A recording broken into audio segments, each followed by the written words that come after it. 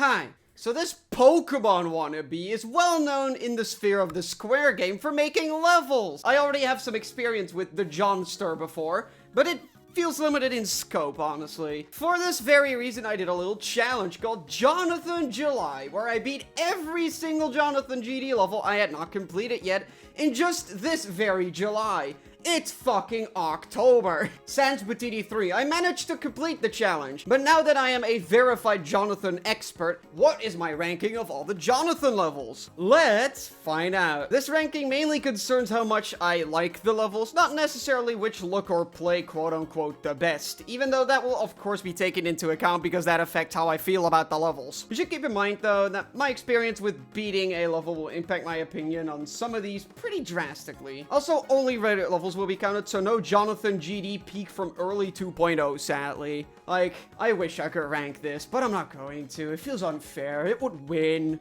If you disagree with this final list, please leave a like and subscribe to the channel for more disagreements. Anyway, let's just start off with my personal pick for Jonathan's biggest disappointment. The aforementioned Butiti 3. This is how to drop the ball on a national scale. Jesus Christ. Butiti 3 is, in fact, the last butt-themed Jonathan level, and it is just so unremarkable. On top of that is the horrendous balancing of the gameplay, allegedly. Of course, like I said before, this is the only Jonathan level I have not completed, which is, in fact, not very surferdude of me. I'm sorry. I know it would not like this, at all, but I still don't feel confident talking about the gameplay other than what the victors told me, which is that the duel is absolutely ridiculous, and after botting it, yeah, it does kind of play like micro-click to only make one jump, ooga booga. This level is also a direct downgrade from its prequel and its other prequel, which you'll see later on in this list. In general, if you think that me not beating this doesn't count, you could always just say that this is the NA spot. So I guess we gotta slap a bit fat asterisk besides the number 15 Burger King foot lettuce. So what do I consider only ever so slightly better than a botched sequel that never needed to exist, even according to its own creator, by the way? Motherfucking Ram Breaker, that's what. From here on, I've completed all the levels, and this is easily the worst of the ones I've completed. This stupid, dumb, wacky boss fight piece of shit is so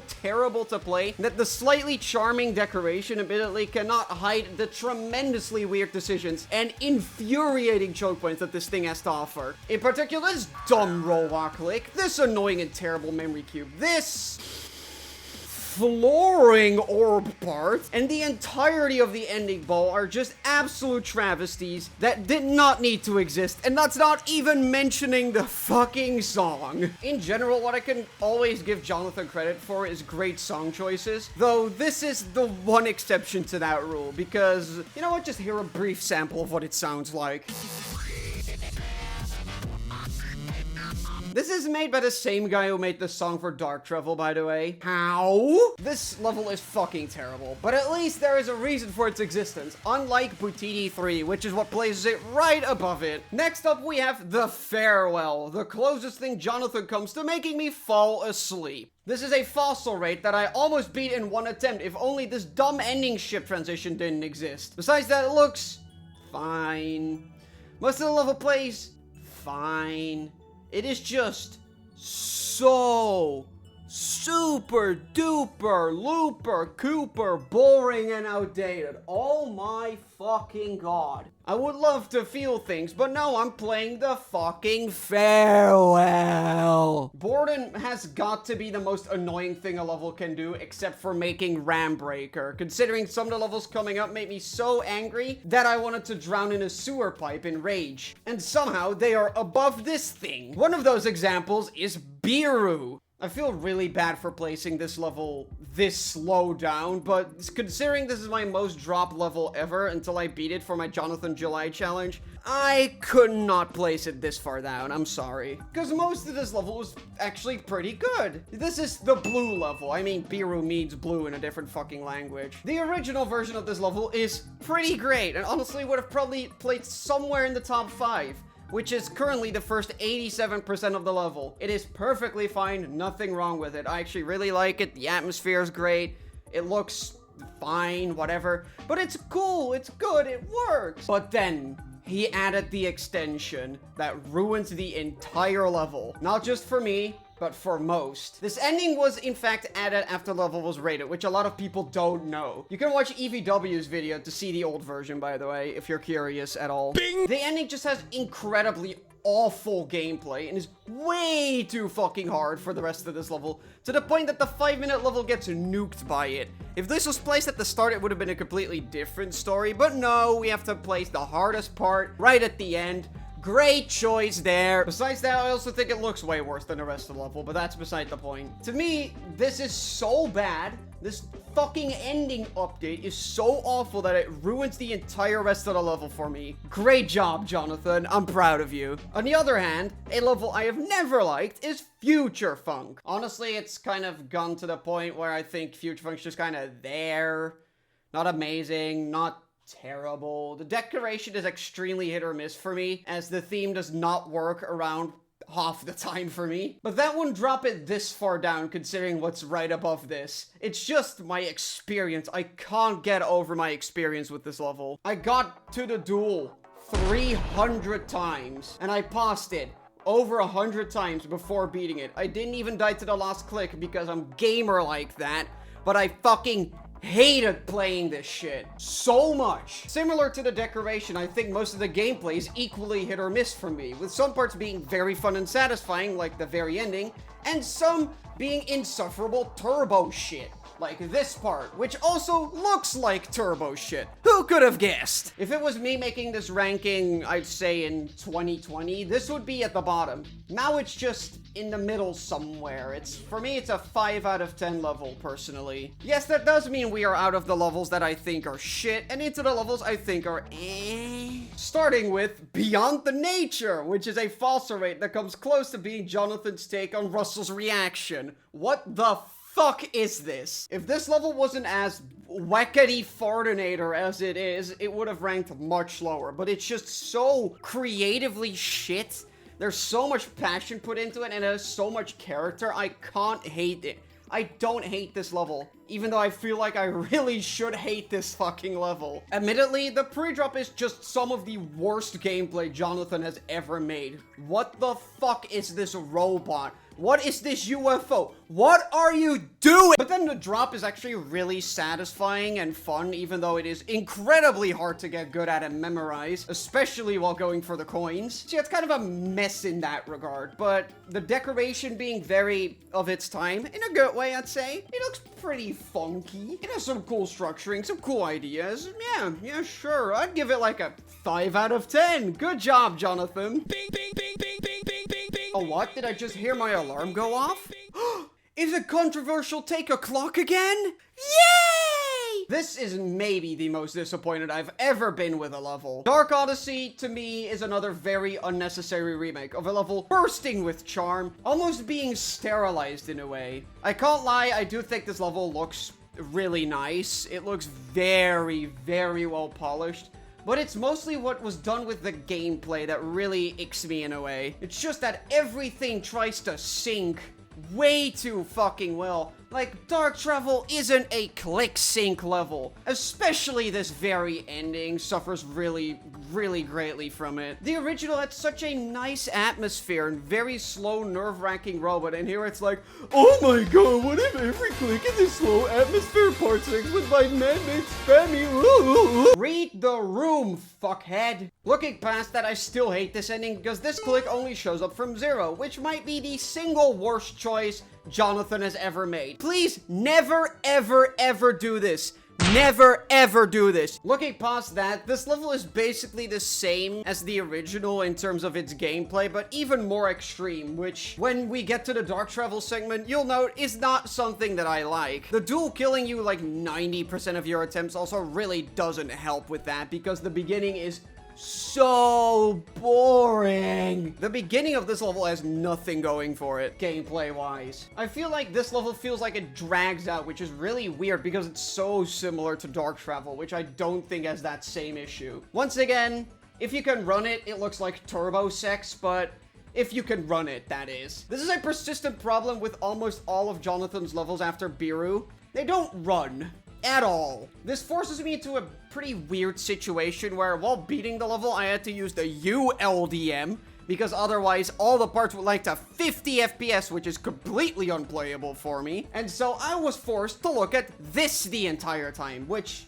I think it's completely fine to have a ULDM this strong, but please, if you're gonna make a ULDM this strong, also have one that's like slightly less strong than this, because the normal LDM barely fucking does anything. I won't mention this for all of the other levels that have this issue. Just remember that it's basically everything past Biru that has this issue, and that it does hurt them very much in a lot of ways. So yeah, as long as you're looking at it in full detail mode and not playing it, it's really good. If you're playing it, you have to play it, which is not a good thing. Speaking of which, Future Funk 2. The only time Jonathan made a part that does not work. Okay, well, it mostly got fixed in 2.2, but when I beat it, it didn't work, okay? This double jump robot used to just not double jump half the fucking time. So that is why this got an enjoyment rating that is only slightly higher than the original. Honestly, I think most of Future Funk 2 is really cool. It has some great decoration, if you can run it. And the gameplay in most parts is a solid 4 out of 10. Yeah, repeated UFO spam sections in my level don't go a long way, but at least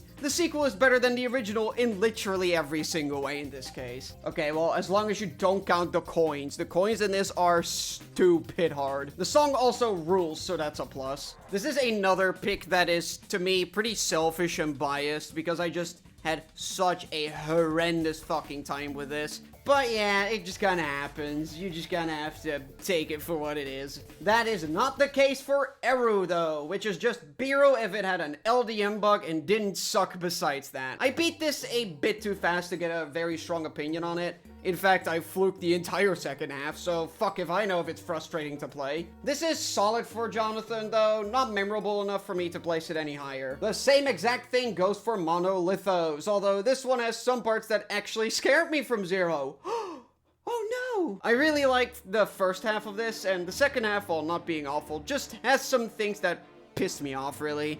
When I got good at them, yeah, it wasn't that big of a deal. This is the first level where the atmosphere actually does feel great, though. Maybe besides Biru, which is easily the most important factor for me when playing an XXL. It's also pink, so that's cool. For these two easy demons, as most recent two, I just could have gone into a lot more detail, but I genuinely don't have that much to say about them. I just think they're pretty decent, pretty fun levels. Now for the top 5! Woohoo! Okay, I swear the next one will be more interesting. Crystallia is the easiest Jonathan level, which is not saying much, but still. This is very obviously his Crystal Gauntlet entry. And once again, it does nail the atmosphere and has some actually fun gameplay the entire way through. Wow! I can't believe it. Great job, Jonathan. I like this one. I wish I had more to say, but I really don't. I just think this is a really good level for its time. It aged pretty well as well. And the way that it ends, I like. Yeah.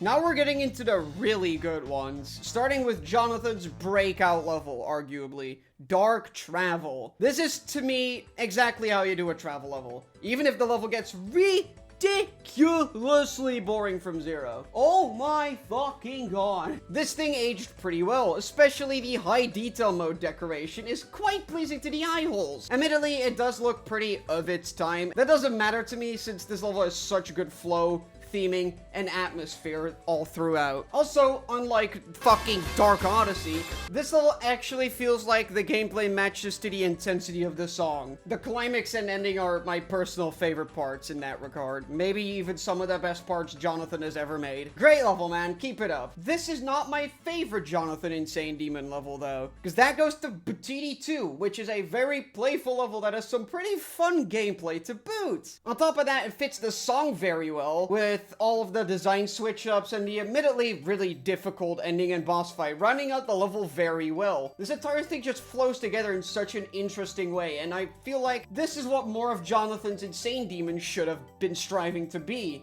Interesting, fun, and memorable. I still didn't enjoy this all that much because I got extremely unlucky, but with a creator like Jonathan, eventually a 4 out of 10 is kind of just the best you're gonna get. Also, fun note, this is one of the only Jonathan levels I actually died to the last click on. The only other one being the next level. In general, I didn't mention this trend because I genuinely just didn't care enough to. Plus, I think in general, they're a fun way to finish out levels, just having a really stupid, weird lost last click. But you know what can be better than the second Butiti? The original. Yes, I do have the Butitis ranked in reverse order from most people's lists. I thought this level was super fun to play, even if it's a tier 4 underrated 7-star, meaning it should be more like a medium demon than a 7-star. Honestly, this level isn't even that dated, even though it's Jonathan's first ever raid. Nowadays, it's not his oldest level that's rated, but it was his first raid at the time. Despite it looking super early 2.1, that's not to this level's detriment, as it feels like a very good time capsule of the things that actually made this time period good. There are a lot of different looking parts and designs that